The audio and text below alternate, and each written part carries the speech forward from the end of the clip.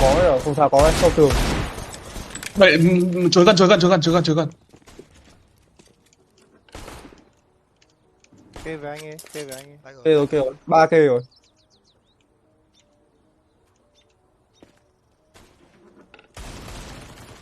Ui giời, Sát phải, trừ 62 rồi. Trước mặt anh ấy. Đồ má, tí bắn không dính bên nào. Dịch. Được thật sự. Còn một chuối nữa hay sao đúng không? Một chuỗi xa. Anh em bây giờ mua 30 mình nhặt. Một ách này. Một ách scout này. vãi lồn. Hai boiler. Bắn đi, vàng. Xiên một hit nó. Đầu lâu Trung ạ. Một boiler Trung ơi. Boiler vẫn đang kê cho mặt này. Thay lại. Scout ách. Trong sai. Không sai góc tối. Đi đi Trung ơi. Góc tối. Một Library. một lít nữa.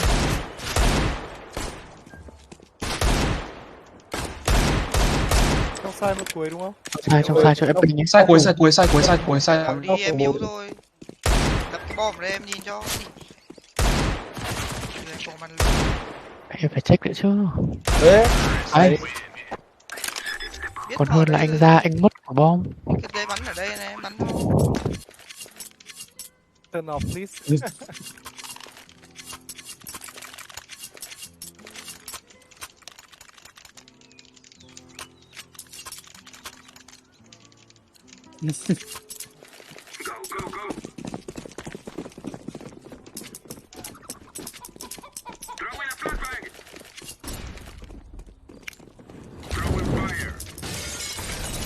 Có một lầu dưới.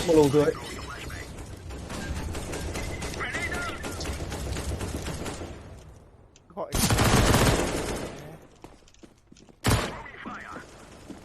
Hai chuối. Lùi đây, hai chuối rồi, anh hiểu không? Ui có. Đấy.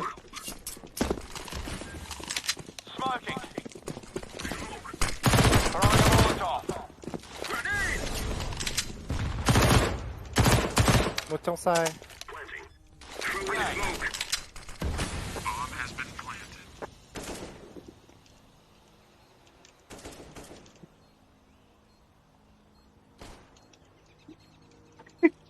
Hiểu ý đấy. Em lắm thỏ.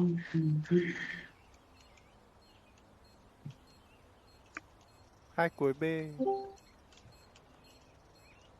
Bắt đầu lùi dần đi nhỉ. Này, chết chắc luôn.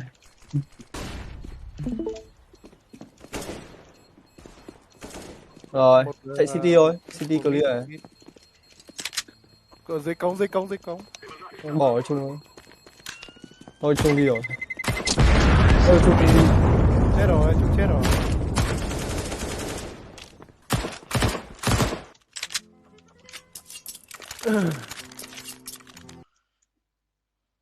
Cho xin khẩu AK đây.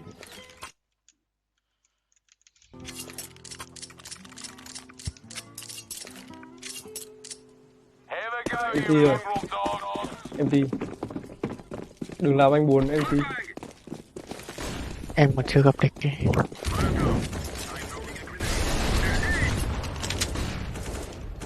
Xanh nước biển kê Góc bách này. kê cách đây. Đài. Của đất qua má ấy. Sai một.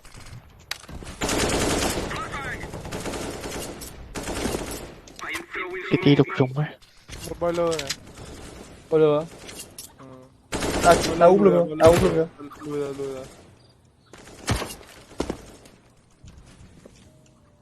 Một mid này. Trong smoke. Gần smoke. Ôi giời, giật ca mình. What the fuck? Nửa pit này. Bom đi. Ban công trừ 60, xuống mini pit rồi. Phát này. Trừ 60. Library. 2B làm gì làm nhanh lên. 2B Hai trong ách, 2B đang một làm lít, một nữa. một lít. Một Một lít. thư viện, một thư viện. Nghiện thế, địt mẹ lại 2 dưới ạ. Có lít, Cố là ngồi xe bò với ơn rồi. Lôn đấy. Ăn đạn lạc vào mồm chết. có một Alo. boiler anh Trung ơi. Một boiler trên 65. Một đứa. Quấy yếu, quấy yếu. Đi 5 boiler. viên. Đi boiler. Last xin boiler. Quấy yếu nhá. Ok. Vỡ mồm. 3 mồm.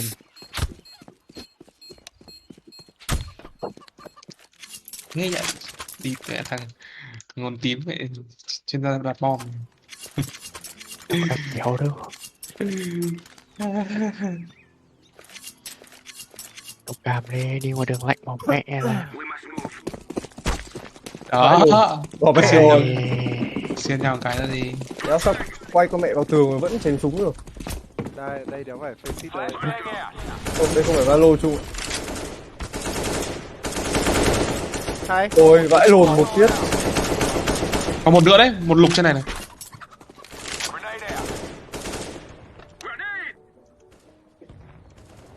Một sát tường, một sát tường.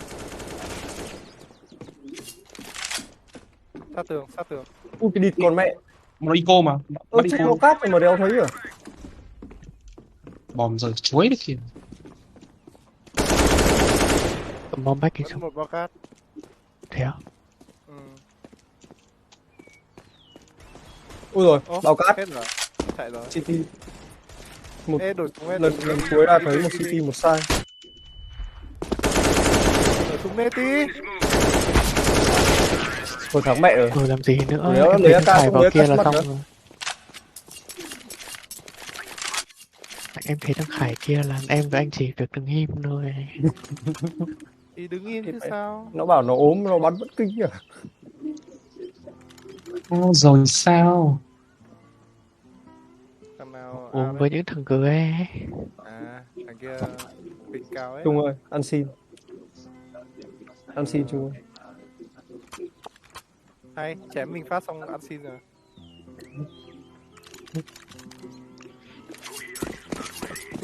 Mẹ nó ra bật hack à? Cái đi ảo nhỉ? Cái đúng đời đấy. Một boiler. Sao ơi, Một trả một. Boiler off. đừng có chạy trước mặt. Tại Trung đứng giữa đường mà. Ơ, the fuck? Chạy sau lưng e. Đấy còn.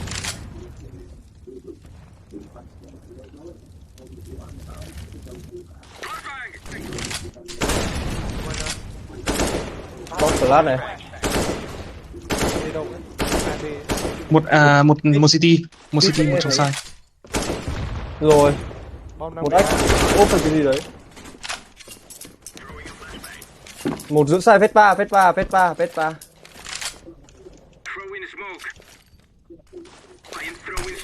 Mẹ em muốn đốt. Nó xin Vespa khổ. Không sai. Boiler. Ơ, Boiler em kia. Boiler.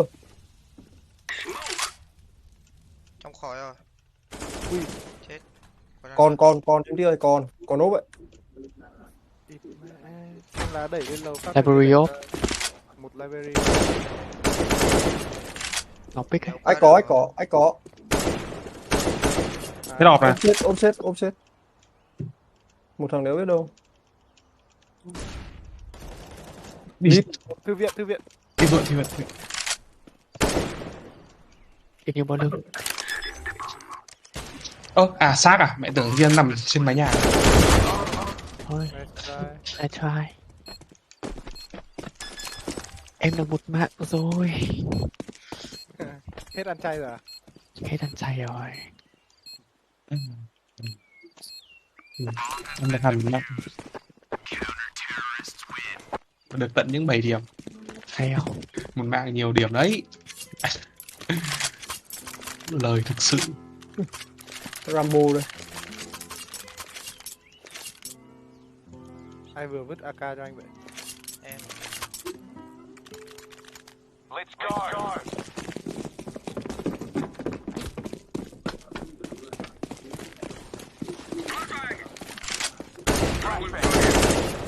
Boiler.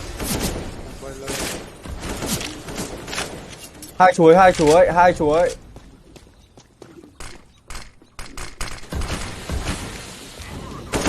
Bốc hở one way đầu chuối.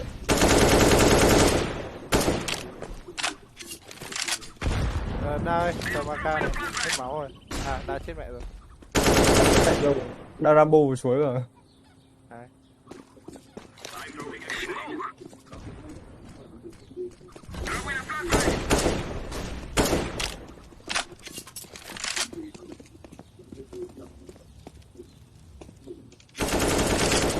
Con nick chưa? Ngó B à? Bỏ về đi City về. Vô đi.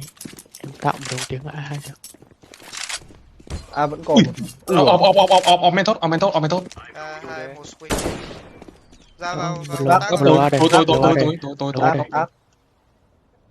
Lầu A đây. Suy. Vẫn method, off vẫn method. Không, Nhanh nó City đảo trong đấy vách ác ấy. rồi. Nhanh City trong vách. Một yếu gì 52 mét. Hết. Trên. Ôi, 6 tiết. Đã được có bom rồi. Có tiền.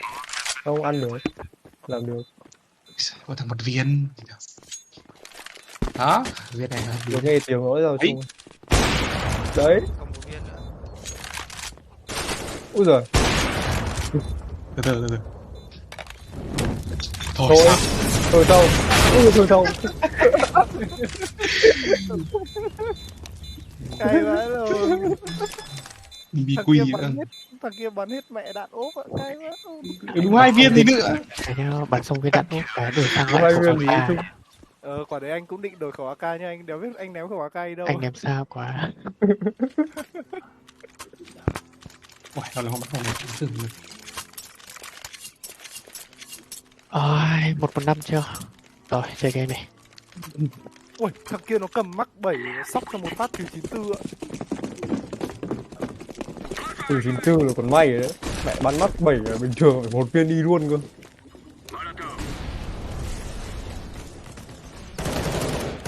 Nó về Smoke quách này. hai có một M4 Lôi em xin lỗi. Giết mẹ ta đi, mình giết ta luôn đi. Mình giết ta đi. Anh phát qua cho, để vào gần đi anh phát qua cho. Phát qua tường này. Sau xe bò. Trắng quá mọi người. Ách có. Mẹ. Thằng kia lùi đi Linh. 67 máu mày. Sống đi cứt đi. Sao đấy? 1A. Nghe 1A. Mày sao nguyên màu mày cho tao chết kìa. À, còn có 39 máu à? Rồi. Quan tài. 1A á, thấy 1A. TT nhiều tiếng. City mòn. Đó, thằng luôn. Một qua. Sau quả smoke. Trong city rồi. Một quan tài.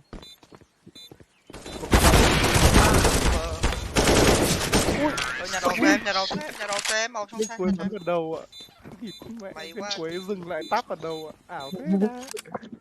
Nhớ nhất được. Thầy chưa dừng lại tao luôn chú ạ. Đi coi. Siêu súng tím ấy, sau lưng. Đùa như con chó ghẻ vậy. Vàng chứ, quên. Tao vừa tự hỏi tại sao mày xin tao. Thôi, cầm đi. Có giáp thì cứ bay đi. Rồi qua. Đi ăn đi. Mẹ lại còn vào đây tên gì nữa.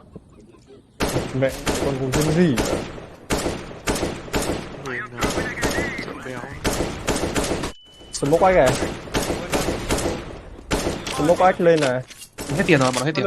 Boiler chạy rồi. Một flash qua mái này. Mù không? Mù lói mắt. Chết thôi. Linh kê nhá, tao phát máy đâu. Một thư viện ra. Vào. Thư viện một. Trong tay còn một. Này. Đối thư viện. Đó. Bom Phải bom. Ha. Em có súng luôn mà. Có đây, có khẩu AK mà. Nhặt rồi, đây này. chó này nhanh vậy cứ tặng nhu khổ đê Nunaka ra chung mặt một súng rồi. mẹ cay thật.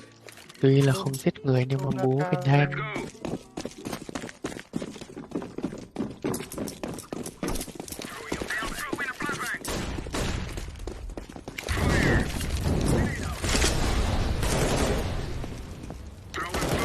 hai b Smoke ách tiếp này. Một lầu. Một flash qua máy kia. Ông nào xuống Rồi. lỗi thế. Smoke của nó vào. 95 B yếu, B cực yếu luôn, còn một thằng 5 máu thôi, về vào hết B rồi, hết B đánh B được đấy. Của anh đây kìa. Rồi yếu chết. Rồi thì Bắn vào đầu yếu chết. Ôi, Anh thật. một thằng vẫn ngồi ở A. Một A26. B clear hết rồi. ui con mẹ. Úi giời. Úi trời. Ai? Đấy là Active Pro ấy. Đang một kê ở đâu? Đây anh đang cây con sóc. Nhìn CT đi, xem nó đẩy vào không. 2 CT. Nhìn thì đúng đấy. Một chuỗi Một City. dưới.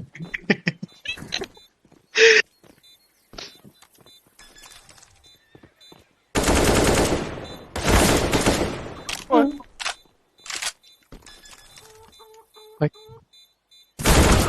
Địt con mẹ mày. sao đa cứ đặt Trừ tâm tận vào chim nó thế? Nó hết lag rồi. Nó hết lag rồi. Địt mẹ, nhưng mà sao đa cứ đặt tâm vào chim nó thế? Ờ. Cứ đặt tâm vào chim nó. Ôi, 0.05 giây kìa. Đây, cần trốn là thắng rồi. Không nhưng mà quái đã lùi sâu rồi. Đào ra pick không? Ừ, không, nhưng mà ý là đặt tâm vào đầu đi, đừng có đặt vào đầu cu nữa, đặt vào đầu to ấy. Tay chậm. Tay chậm. Đặt đầu trên, mới đặt đầu dưới. Đừng có đặt đầu dưới. Mày hơi nhức đầu. Buổi hôm nào cũng có lý do. Anh Không, em bị viêm xoang mà. Em đang nghiện chày. Em đang viêm xoang tay vậy. Ui. Đang yên chạy vậy. Không, cái này sự thật. Hôm nay ngồi 5 lần vệ sinh rồi, mệt vãi luôn. Hai. Nếu anh em hôm nay thì bất ổn hết. Liếm nhầm mắm tôm à? Mẹ ai như anh đâu. Bụng em Mẹ tốt lắm. Anh Ăn anh cái gì? mặt anh phọt ra anh bôi mặt cái sao ấy. Lâu đéo chịu được. Skincare chứ địt mẹ. Thì cái chó. Mẹ mày 30 tuổi rồi bày đặt skincare. Thì mẹ chính quy già rồi mới phải skincare mới thật rồi. Đúng mẹ thôi còn đéo nữa. Một thư viện. Ốp. Địt mẹ. Một súng pít rồi. Ai có quả flash không? Xin với. Push. Một B. Xoay cho MC gần hẻo ỉa ra quần. Đâu ấy? Thư viện. Ít nhỏ, trừ 88 á. Nhảy lên rồi. Nó lên. Và nó Mẹ vẫn mày có kê AK. chưa? Trong quả sân bóng trừ 88 ấy. Anh biết rồi. 2A một B. Xoay cho ti thì phải ỉa ra quần đúng nghĩa đen luôn. Đó, chết rồi. Clip cuối. Ôi, Đây em vừa bắn. Đấy. Cái Ava này là mẹ mày. Quả trực thăng để chiến đấy. Nhưng của trực thăng như cái đầu cu á. Đâu. Nó là đâu là cái đầu đấy mà. Nó đéo đâu ấy, đéo clip không? Thật là lâu.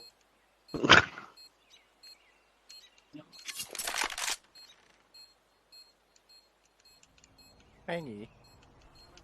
Trốn rồi. Bomb has been defused. Trước mặt lại còn defuse luôn. Thôi, Đó. chung chết rồi, vứt đi Đi rồi. Đi rồi, Đi. chắc chắn chung đi rồi. Không đi cũng được, đi. Ôi rồi. Đi. Đi. Ăn đồ. Ê, thề luôn ấy. Công công. Hai lần bị bắt ở dưới đấy rồi ấy. Cay quá hẳn luôn. Khải nó chạy second mà đéo sao. Chung chạy có mẹ biết. Quả đấy không chạy second nữa, phải lên lầu thanh kỳ. Không đằng nào thì chung chạy có biết chung vẫn chết rồi. Không có AK đây. Ui, thằng một B này. Xin Ra một đi, flash vào. ra đi, ra đi. Anh Tuấn đi Flash vào ra. cuối đấy. Anh mua mẹ rồi. Một thằng vô dụng vẫn có AK. Tuyệt. Flash mid thì chung. Cái thằng Ôi. chưa đi chù người khác bot frag. 43. Chịu một thằng bot frag này Súng đang đánh yên thế chày. rồi. Thôi thôi. Cái địt con mẹ. Boiler thì 50 rồi. Boiler nửa máu. Một nữa, Ô, đẩy Một xe nữa. đi mid này. một trường nữa. 1,43. Hai đẩy xe đi mid rồi này. Đây. Vô.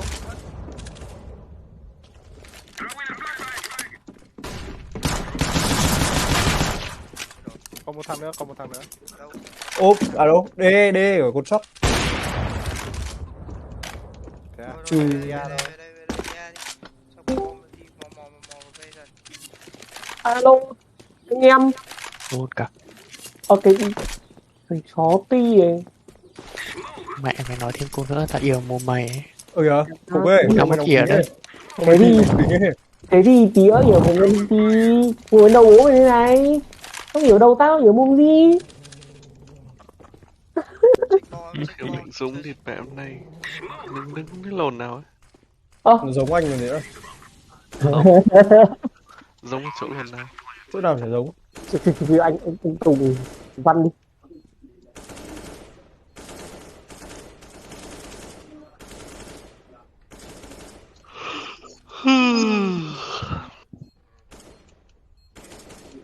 Trong này có mấy người anh em à? Đủ năm. Đủ năm à? Có anh em nào chơi lâu không? Chơi lâu hết. Trung có nghỉ không? Có thể em chơi Trung nút trận à? Chưa biết, xem xét. Ok. Chúng đang phải nhìn cái cống rồi. Đâu phải check cống à? Check cống. Check cẩn thận lắm. Trời ơi, nhớ rồi. Mexico. Đấy, Nhớ rồi. cần gì phải giết người đâu, đi đặt bom được ngay kết rồi. Có thoát. Mẹ, tí đặt bom nhiều thật. Thì bóp phát. Thì bóp Tí phát. toàn đặt bom luôn mà. Sao lại để cái thằng ốm tay cái cặp nó để gánh lên. Ê, Em đoán em. Đéo biết tại nó sao. ốm, nó sốt nhưng mà tao ỉa chảy ấy. Tao không biết tao phải chui nhà vệ sinh lúc nào ấy. Thôi tia. Mày cái gì mà chả nói được tí. Ỉa thật mà. Sang đi cho xem. Bình thường thì thôi thằng Khải nó tốt phát thì thôi kệ nó. Cái việc của nó. Ốp, địt con mẹ mày ốp làm lửa. Đó, có súng ấy rồi. Ui giời. Ủa, hỏi chấm luôn mà. Nó con vợ nghe giống ba nhỉ. Thôi, đến lúc rồi. Nào, bật vào mồm em. Kích hoạt nội tại. Nó con vợ giống ba nhỉ. Cái gì mà tôi núp thì nên cái đao. Kích hoạt nội tại đi. Cái phần nội tại đi. Má lồn tên là Y luôn, địt con mẹ em. Chấm than. Nhờ dùng ý. Ôi chấm tan mà. Thế cái phần nội tại đi. Tùng làm sao nhỉ? Một rau à? Đi chân trên tìm tụ Y, địt mẹ Ê. buồn má lồn. Nếu rau cuối mình còn sống Connect, thì off connect. trước khi win anh bắn một bên cái. Ui rồi. Trúng chân. Súng ơi, súng. Nó đợi thằng bạn vào Ui, săn ra. Pokemon Go. Chắc luôn. Ở 3 thằng. Súng. Nam Ninh vẫn ở cứt ạ. Bò qua Nào, hết rồi thì đéo bắn vào sao. mồm em đi. À không phải bây giờ nhá. Bây giờ bắn bị kích ấy. Đồng chí này VDG à? Bị kích đấy. Đâu? Từ từ. Vô Phải mồm. ra khỏi sai. VDG Maxim nó đồng chí nào đấy? Và anh Đúng rồi. vàng. À, giọng không có đâu nhỉ? Yêu. Ok. Ai? Nước ở đây. Kích hoạt nội tại. Địt con mẹ.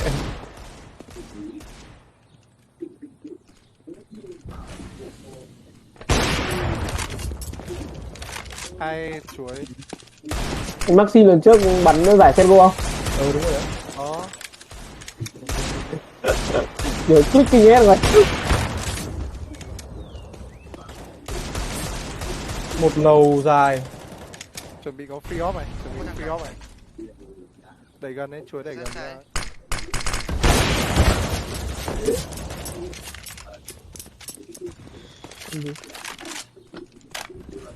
Bom rơi ở ngoài kia. The fuck? Không, nhặt được.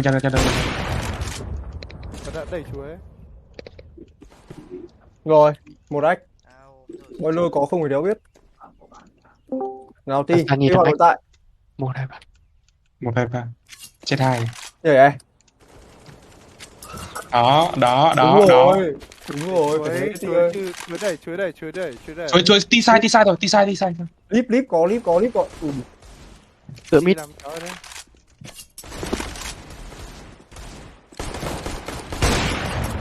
Hay. Tao không bắn Thế đâu. thì À, có. Khải bắn rồi. Ok, đấy.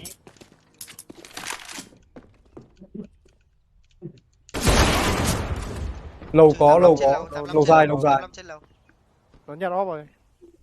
Hết tạm rồi này trời. Nó chặt ốp về kề rồi. Bố trí 85 nhé. Súng kìa, AK kìa. Xếp AK luôn. Bắt off về. Còn sau lưng. Tội đéo. Bắt ốp phải chịu. Thôi. Thế thôi. Rất là còn sống. Thôi, không sao. Kết quả nội tại rồi. Bây giờ bắn này. Ra cuối kìa, ngành dữ vậy. Đó. Nó cuối first half.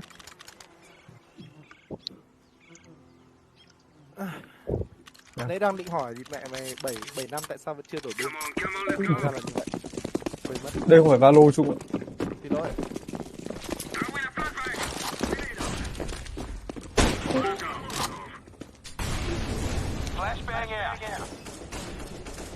Còn mẹ em thì ơi. Thôi. Tối về bị suy nghĩ lắm. Có Anh mà vừa chặt việc thì con Flash nhá. Có lỗi không? Không.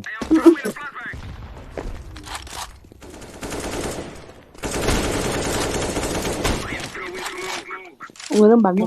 Smoke chắc rồi đấy. sai có một. Muốn tung Đa có tung một tí Anh phi à?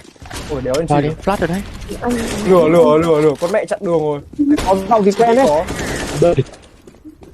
vừa trắng. Fountain.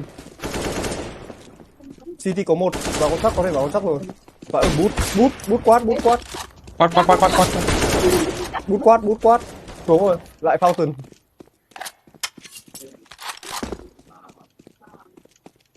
City chung rồi. Full B rồi, đi A thôi. Sủi về A thôi. Một Nó giờ lại City Back Library nhá. Đấy vẫn còn một thằng. 2B1A. Ui, lỡ bấm nhầm. Cứu Trung ơi. Ấy à? Con mẹ ảo quá. Một lần. Ôi giời. Ảo thật đấy. Giạt ra mặt Ảo. góc mồm vậy. Phải được boiler. đang kê rồi. Em yếu lắm, em có mỗi một scout chưa đủ ra ngọt. Thế anh Cái xin boiler về nhá. rồi. Boiler hoặc lầu ấy.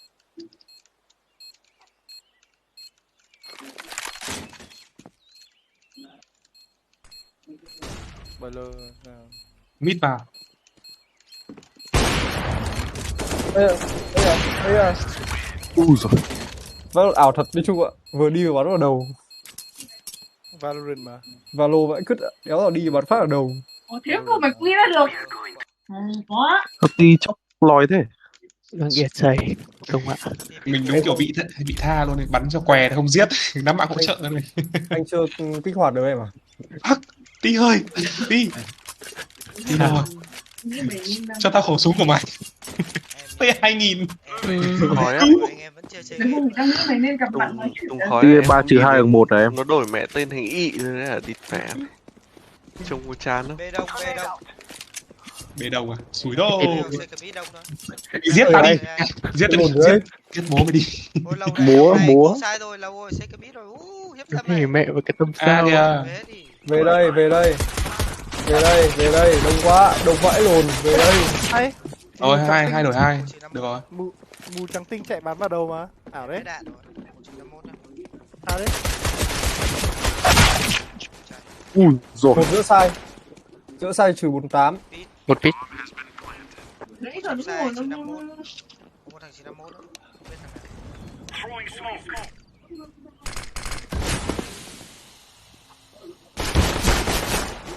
Spam ê, P2000 mà, spam rồi. Mẹ. Đừng nghĩ Dạ, nữa vậy. sai. Một yếu, còn bình tĩnh thôi.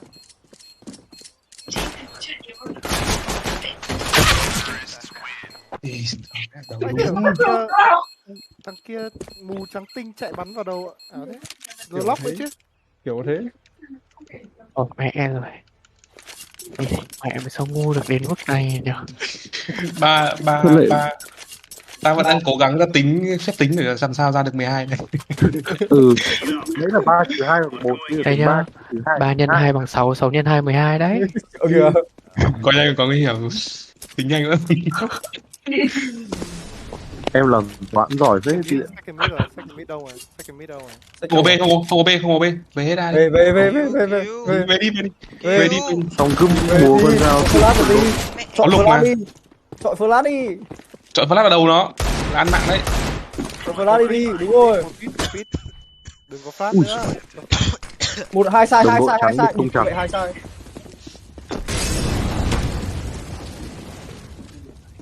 Trong cuộc đời tao ấy, cái chuyện mà chắc trở đấy. Cảm luôn. Nghĩa địa. Pit. Pit. Dạ tôm thật. Sai Cùng có, bảo hiểm sai từ có. nhau. Trong sai một.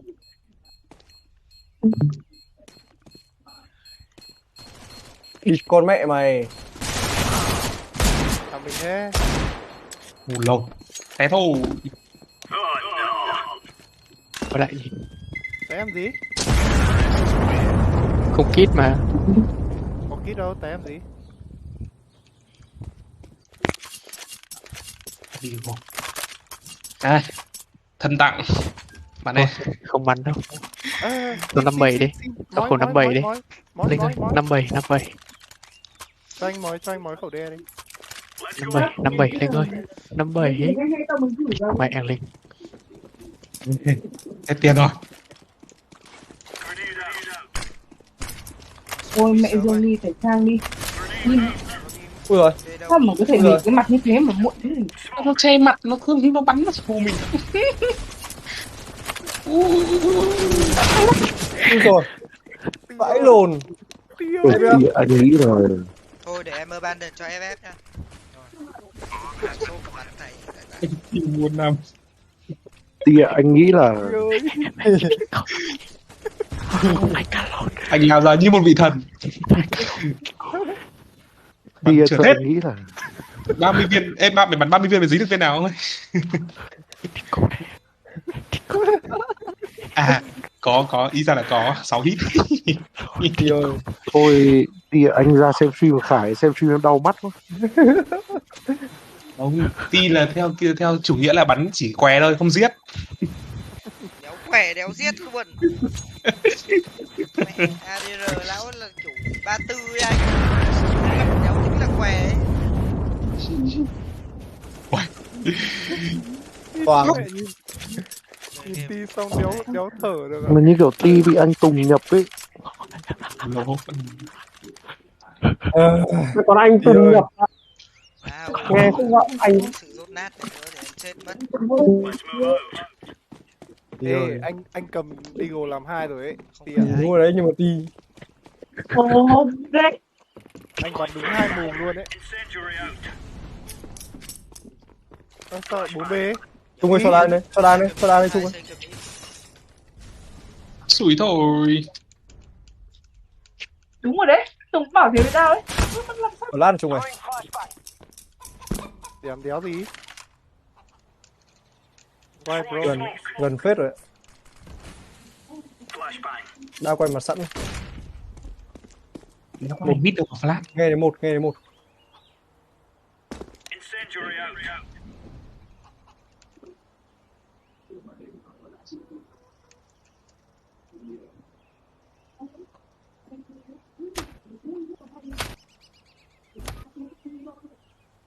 Không thấy. À, đồ B này. Ui rồi, mù vãi lồn. Bề đấy. Bề vãi cút luôn này. Đa không bắn được à? Không. Ây à, ọp luôn mày.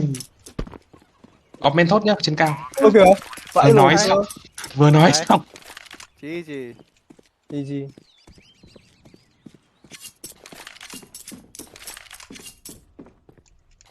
Quả đấy ra cứu đa. Biết thế đéo cứu. Không đa sủi mà. Chỉ có ông sai thôi, chỉ có ông sai một ok thẳng có Ok. giáp. Có một khẩu M4 ở ngay trước mặt. Ti chuẩn bị bắt 3 thằng này. Anh tin. Em ba thằng ti. Ninja defuse. À không có kit, thôi kệ mẹ đi.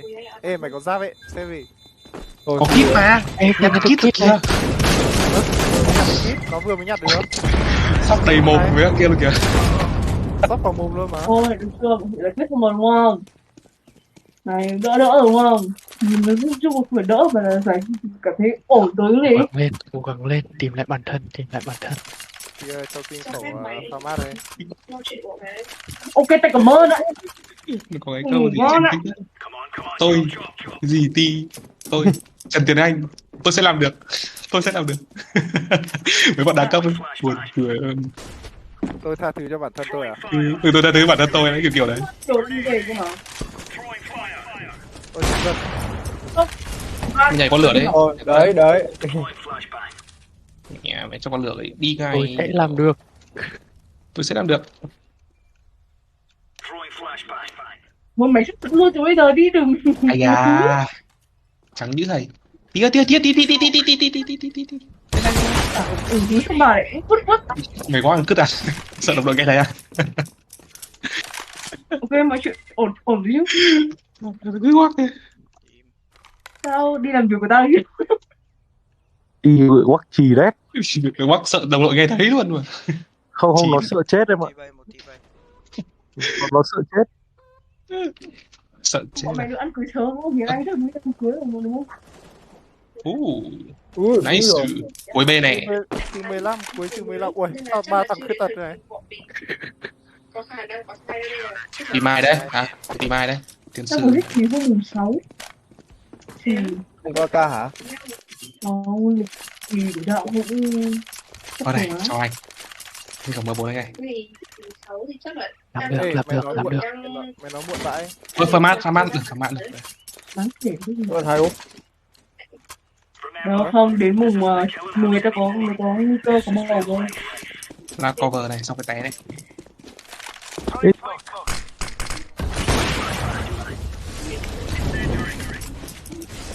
Bye bye. Không có.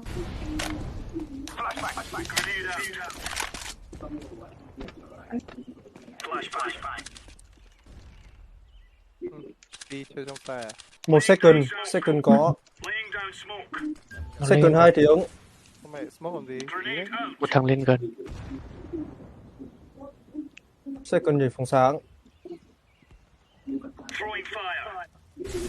Ồ, quên mất. Khẩu này bây giờ còn có 5 viên thôi.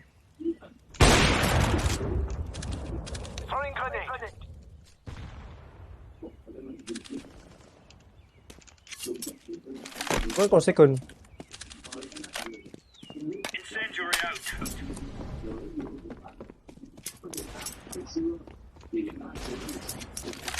Còn một nữa, còn một nữa. Không có người về rồi. Ui tì ơi. Quang rồi. Bố em ơi. Ô, cái rồi gì ấy? Không sai. Cuối trong sai. Bên phải. Lát vào sai này. Tì ơi. Còn lát là Anh đẹp. nghĩ là em cứ mua SMG em chạy lấy thông tin đồng đội còn Nó bắn dùng nó yếu thôi là được. Ô. Cho anh ốp đi. bắn nó không yếu luôn mới sợ chứ. Không. Đây, còn một đấy. Còn lát là đẹp. Toàn thì bắn vào mắt người xem chứ chưa thì bắn vào mắt đi.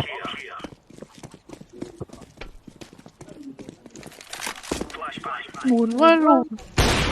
Nhưng mà buồn cười em ti vậy lúc đéo trận đầu nó cũng kiểu như này về sau có thể bắn được. Đấy. Một spawn nữa. Hết súng rồi. Thôi.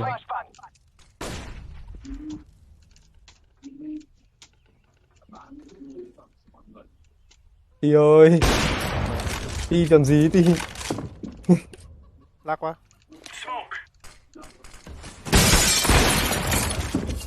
Rồi, đẩy thôi. Không sao. Second có tiếng này. Khác à? Gì ấy? Ờ. Tí. Gì đấy? Trên phòng xá kia, nó sủi xuống đây, sủi xuống đây. Ê, nó lên từ lúc nào đấy? Rồi biết. Ui, cái lô gì ấy? Boiler ra mid rồi. Xuống cuối mid lấy ốp, cuối mid lấy bot. No. Ơ, một cái. Tia. Không ổn nữa tí nữa. Đéo gì để nói luôn. Đéo gì nói chị ạ. Buồn. Mình càng đổi mình càng tệ thôi, đừng để tên nữa. Buồn. Đi rất buồn. Mà được 2 MVP à nói nhá. Giỏi thực sự luôn. Key player. Key player. Key player.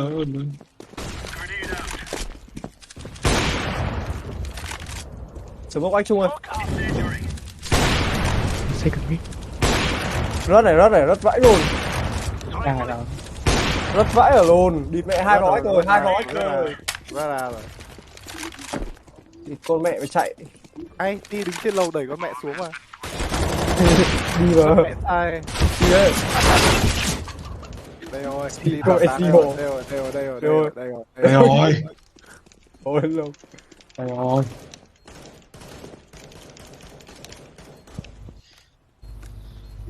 Con mẹ đi ơi. Em đéo có ai. Em đéo có ai đâu. Trời ơi. Qua mà. Làm gì có. Vừa ngu vừa điếc. Đừng nghĩ nữa. Nghĩ nữa.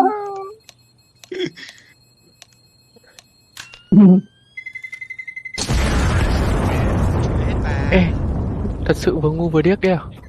Cuối ngu. Tôi đã hiểu mình nghe kiểu gì ra từ mít luôn thật.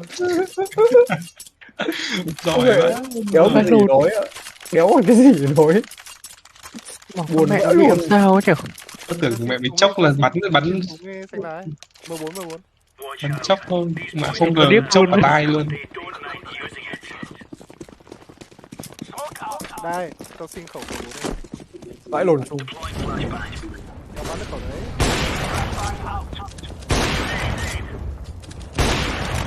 Ra đấy. Trung vít. Lại rất là giao Trung.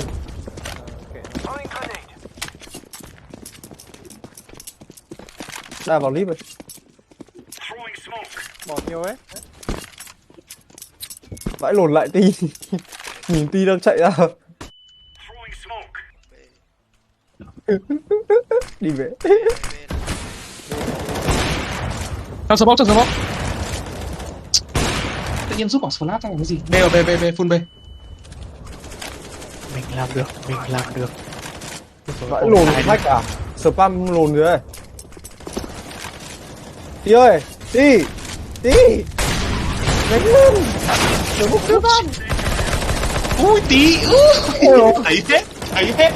Tao thấy hết Tí ơi. Đây rồi. Đây rồi, họp đây rồi. Hết đạn, sao lại 2 viên thay đạn? 2 viên tay đạn à? Tên. Sau Trung. Tì ơi. Trung ơi. Tì ơi, xin đấy Tì ơi. Còn 5 viên. Ê, drop được Eagle. Mẹ ăn gì tao cũng. Tì ạ, cái này khó phết đấy Tì ạ. CSGO is a 5v5 FPS shooter. Game này game single player. Một bên chuối, ớt đá.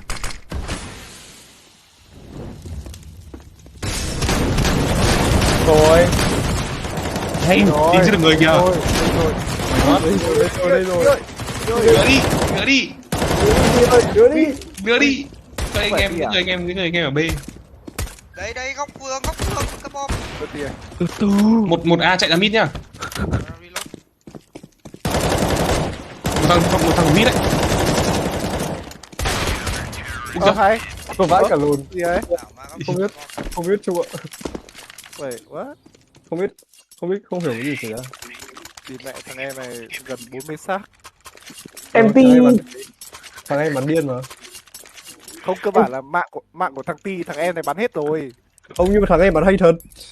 Thì đương nhiên thôi, nhưng mà ý đấy. Con thạo hết là thằng Ti nó ngu. Mạng là thằng cũng thế thôi. Hỏi là các con lúa là đồng chí nào ấy nhỉ? Lại gánh ỉa lên đầu bên chim hay lông ấy nhỉ? Có vãi lồn Trung.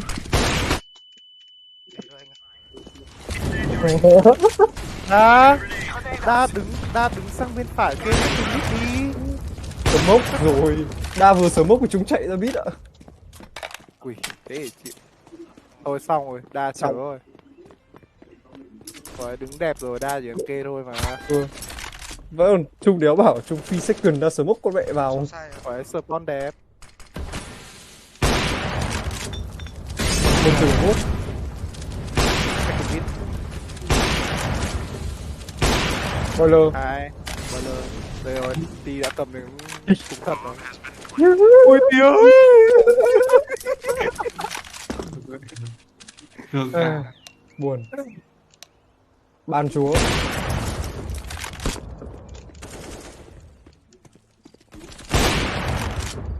Ban chúa. Tôi có. ngon. Em bấm nhầm con số. Bắt đấy đi. Em bấm nhầm con số. Thằng Khải nó để xe ra nó nhảy trong cái quả nó nhảy chặt vào trong ấy trong mượt vậy. Mình nhảy toàn nặng mít toàn cút. Em solo Hoa về sen không? cao mà. Thủ ba này. Em có họp đây rồi. Em solo về rồi. Thủ MG anh ơi. Chờ em MG. Kìa. đi về thời gian đẳng cấp đi. Đã thế bay đi. Second mid đông này, bên lầu đông. Second mid 2 ấy.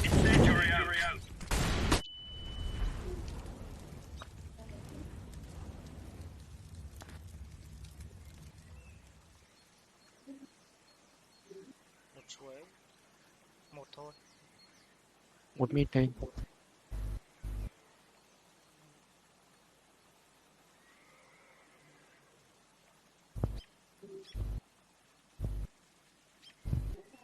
Khó nhỉ? T smoke sâu trong lầu A được không? Rồi. Một vào đây. Vào đầu luôn. Đèn lắm. Em cố. Vào đâu? Vào đâu? Một B. Anh có boiler rồi. Smoke A này. Boiler. Một B thôi, chỉ một B thôi. Còn ai? Lầu A. Một trong Một sai. sai, một Một trong sai. sai. Anh bỏ, anh Sao bỏ. sao sao em đi ơi, sao em đi ơi. Một boiler nữa. Ốp lại boiler ốp lại. Đi mà đi mà. Cái. Khen em đi. Yếu chưa số 8. Nhà nghèo nhưng mà Boiler chưa số 8.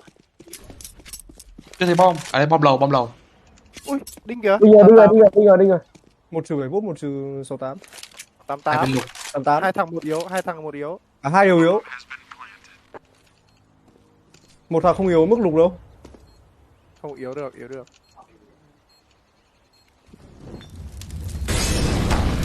Tạch.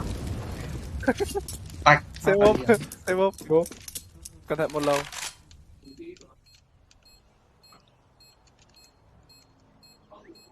Không kít.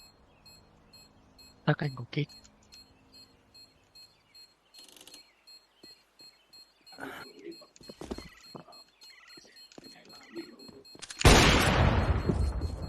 Ôi, cuối yếu kìa, một máu kìa. Khả năng second mid. Không có đi hack.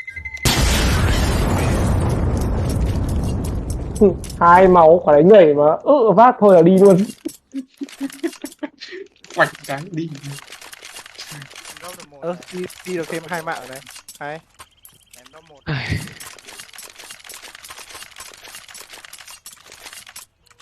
Ui, đi 6 mạng rồi. Cố lên. 6 mạng rồi. Có cơ hội rồi.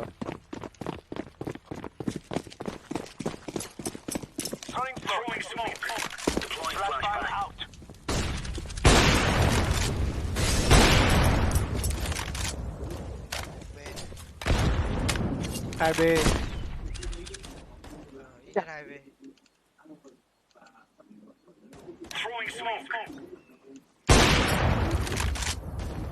Anh chuẩn bị smoke này. Bắn chưa smoke luôn này. Về đi, anh về đi. Em solo. Đi ơi, đừng mò theo anh mà. Có một B nữa. Trên lầu một. B đâu. Em có flash không? Có rồi. Ra boiler nhìn dùm cái. Ai hai ông ở trên lầu kia. B đâu. Thằng đi nó cứ đi theo ấy, cay vãi luôn. Hai ông ở trên lầu không ai nhìn mít với mình ạ. Về A đi. Cẩn thận ách. Đa. Boiler có à? Đa chụp kín đi. Ui, 4 boiler cho cẩn thận. Bốn rồi. 4 boiler. Chưa hết chết Nhiều một rồi. yếu. Ui u. Sắp đầy bồn nó nào. Nếu biết nó ở đâu mà. Một sai một pit. Đi À, một boiler một sai. đi. Một sai. Ôi, ịt con mẹ bị cay thế. Nhìn này, ui, nhìn này. Một sai.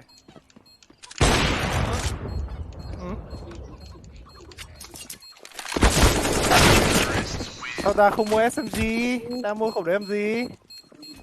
Đứng sóc được rồi. Ê, đa đứng cái lầu đẹp rồi. Xong rồi đa đéo hiểu tại sao thằng Ti lại mò theo đa lên lấy. Nhưng mà, Một câu chuyện. nhưng mà Câu cái chính chuyện. là ấy, cái khẩu đấy của đa chỉ đổi được một thôi hiểu không? Không, nhưng mà đa đứng lầu. Đa định đứng lầu, đa bắn chết lầu không? Quay xuống mặt boiler. Xong rồi đéo làm sao? Địt mẹ thằng Ti nó mò có mẹ lên lầu với đa luôn. Đó là Ôi, làm gì? Hoa Là thôi chỉ- á, chắc nó vẫn nghĩ thằng này hack à? Ở off mid này.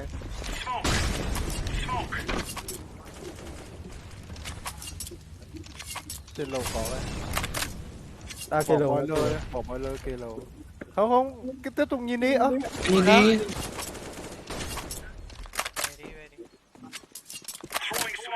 Ôi trời ơi, ném nhầm rồi. Fuck. Đâu được chơi. Con mẹ mày. Xong lồn chưa? Chưa 49 trên lầu. Lát xin anh thấy 2. Gốc cây.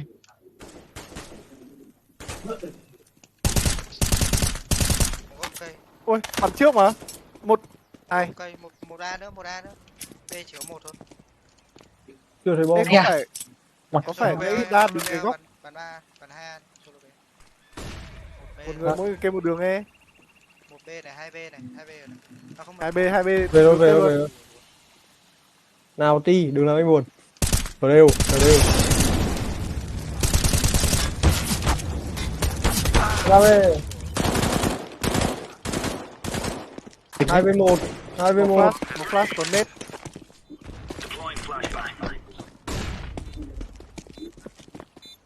quanh con chắc. Off.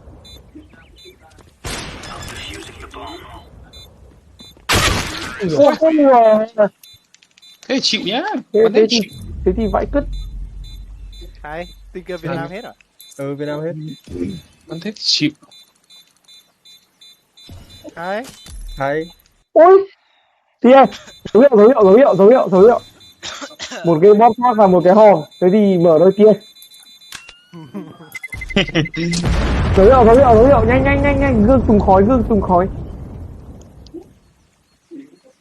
Chịu thôi. Chán nhờ. Làm lại. Địt mẹ ốm. Invite em Dũng nào. Ốm mà cũng phải bắn mấy anh em tụt cả buổi ra. Bắn xong một trận vẫn không có rank, buồn vãi. Thiếu cái nước mê sảng đây anh ạ. Ê, trận đấy thắng được ấy nhưng mà đéo hiểu sao địt mẹ. Không, cơ bản là team nó bắn đều hơn team mình. Không, là do em. Thôn vãi Anh không lùn. muốn nói, anh không muốn nói đâu, mày nhận thì thôi được rồi. Tại Cứ nói Tại đi, tinh thần. anh cứ nói đi. Tại tinh thần. Thôn. Tại Đéo tinh thần. sao. Ba Mình lại- ba ông đứng A thì vậy ông bạn linh kê con mẹ thẳng ra mid Rồi, đẹp rồi, rồi. rồi. Thằng Ti đứng boiler cũng đẹp rồi. Nhưng mà đa, có phải cái lúc nãy là Vào đây Phi. tao đứng ở góc mày đứng round trước mà cầm shotgun không? Chỗ nào? Trên lầu ấy, cái góc trên lầu ấy. Cái góc Ăn ban một tí. góc nào? Ban công á? Đứng ở trong lầu ấy. Trận này em bù. Trận này em bù. Ui à. Trong lầu kê dưới á. Ui à. Thế thì thôi anh em đánh bắn đi. Trong lầu kê dưới á chúng. Ui à. Không, đứng sâu trong lầu ấy. Tại vì Thank nếu you anh. sao nó lại Không, ra thằng- free fire, nó lại ra thằng free Ti fire ơi. cái góc. Thằng Ti ở đây. VDG Maxim à. Không hiểu sao nó lại free fire góc đấy, free fire bắn lúc vào đầu ạ. Hay á. Thằng Ti ở đây láo góc đấy. À thế à? Cái quả mà ông bạn kia hết lên là sao đéo ai kê mid với tôi, thằng Ti nó mò từ boiler lên lầu vào đấy mà. À, thế à? Ừ. Hai ông đứng ở trên lầu ạ. Tổ sư khổ vậy. Ủa, bố đã đi mẹ mình đứng lầu camping đang rõ đẹp rồi, đéo sao thằng Ti mò từ boiler lên con mẹ lầu ra bắn nó. Ồ. Mở hòm đi. Trôn thì vãi luôn. Kiểu thế mà. Nên mở hòm Ti ơi, nên mở hòm. Mày đã đen rồi mày phải mở hòm. Infirmirate ấy, Ti ơi xin đấy. It's one of those game hiểu không? It's one of those game. Cái lồn mẹ thằng Ti mày để chuột nhanh ấy. Em DPI có 800 thôi. Anh DPI 800 mày biết anh để bao nhiêu? 0.4. Ừ. Vâng, Đi mẹ để 1 chấm mấy, Ok. nhớ sao, sợ ấy. 800 bao nhiêu? 800 không thôi. Đi về 800. 800. Buồn vãi rồn tì. 800 1.4 ấy. 800 0.4. Vậy, chậm ấy. Tì ơi, Anh bắn xem Đây, chậm quen rồi. để em. đừng làm anh buồn, đã giao găng rồi. Ôi, không được buồn, không được ngu. Tiêu thì vãi rồn. Em có frag 21 trận liên tiếp rồi. Nhìn Cứu thằng em. Ti bắn tiêu thật. Nhìn thằng Ti Bắn bắn thật cái quả rồi. mẹ. Bắn cái quả nhẹ đi qua smoke thì mẹ tiêu thật. Tiêu thì Bắt vãi thật rồn. rồi, đừng ngu nữa. Ai cũng thấy. Bản thân ơi đừng ngu nữa mà đi con mẹ mày. Khổ thần tỷ quá. Nghe giống mấy kiểu mantra của bạn. Bản thân ơi, hãy không lên. Hãy tha thứ cho bản thân. Ui dồi tía, ui tía. Đi cô mẹ đi mà vứt mẹ súng. Không ngu thế rồi. Không sao tía. One of those games. Yên tâm cứ đặt vào đâu ấy. Thôi xem stream thằng Ti. Ui Ti ơi.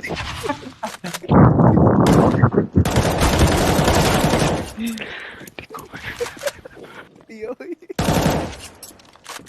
Cũng đéo biết. Cái đi con mẹ. Ê, vào game mày mua khẩu Deagle tao chặt tay mày Ti ạ. Thật thật. Vào game đấy, vào game chỉ bắn pha mát thôi. đừng có sờ tay vào khẩu gali nữa. 99 trong 4 hit.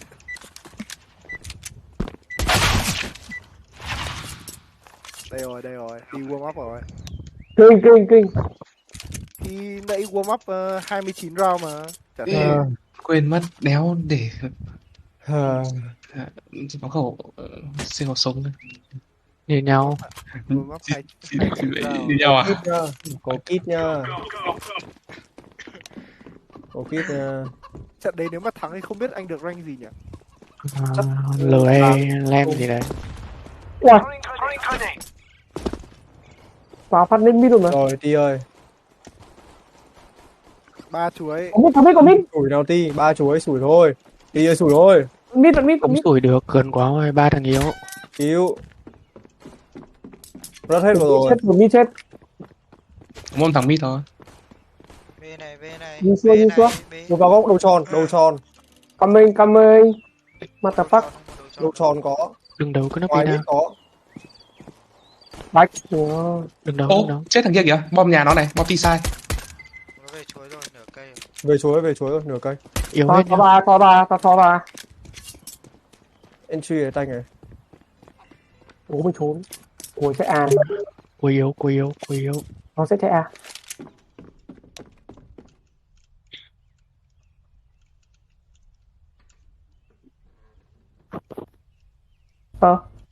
Lừa. Sếp à? Đan. Đào ấy, yếu. Rồi xong, rồi Đào xong, yếu. rồi nha.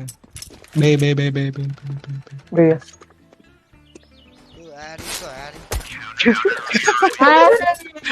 Nhiều tiền đấy, mua ọc luôn. Ê, sao quả chém xa ấy? Hết tiền Chém không xuất thành vấn đề. dài, chém xa.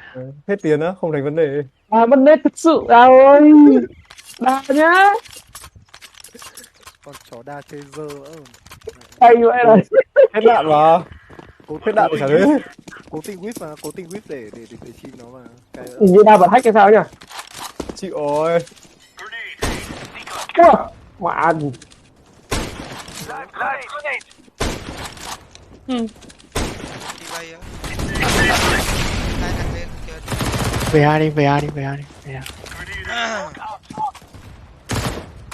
Scout này. Không, sẽ cứ đẩy vào, không sao nha. hay, thầy dùng chân đạn bay vào đầu. Không thể đâu à bao nhiêu. Bách mẹ rồi ra phát này có cần phát đâu một tí. Không. Được rồi. Ui Hay.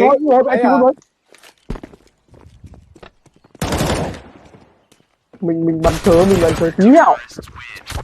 Mình thì tí nào. Này rồi tí ơi hay. Còn hiện tại à? Khi hoạt động tại đào ti, let's go. Từ từ, tao phải chết nhanh, tao xem stream từng tí á. Đi cầm. Tí cương rồi, tí dựng đứng rồi, tí dựng đứng rồi. Đúng rồi, kích hoạt thành công. Chuẩn bị có free M4 ở chuối nhá. Ủa, thủ chết là đi lên tí à, thủ bó rồi.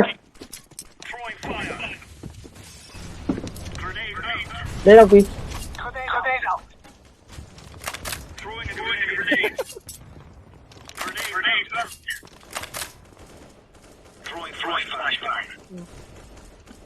Chi bay Ở đâu? tí chết này.